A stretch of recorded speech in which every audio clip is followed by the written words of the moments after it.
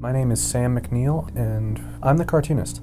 I turn in a weekly cartoon that I draw, write, and edit it until they scan it into the paper. I've been doing cartoons just kind of as a hobby since I was a kid, like maybe around 5 or 6. I mean, I've always been drawing, but cartoons especially. Being a school newspaper, most of the time I want what I do to kind of at least somewhat relate, no matter how abstractly, to a college life. Most of the time I draw inspiration from the people around me, like just day-to-day things in class that amuse me or things on campus that bug me.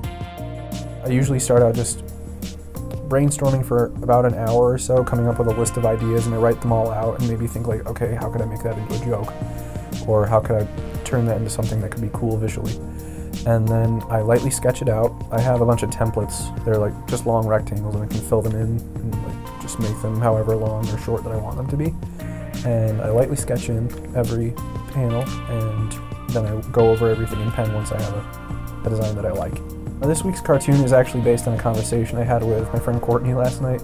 We were walking home, and it was raining out, and we were wondering, like, because you always see it in old movies, people are standing on the sidewalk and a truck passes by and all the water splashes over them, but you never see that actually happen in real life.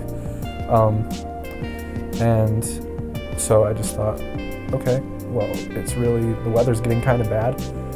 How could we make that ironically worse? And I thought, okay, what if they're standing on the side of the sidewalk and it's snowing out, and it's two guys in the comic.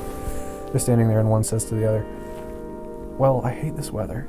It could be worse. How? And then they both just look to the right, and the semi passes, and just water splashes all over them. And then they just stand there for a moment, and the first guy says, you just had to say something, didn't you? It's not like haha funny, but probably funnier to me.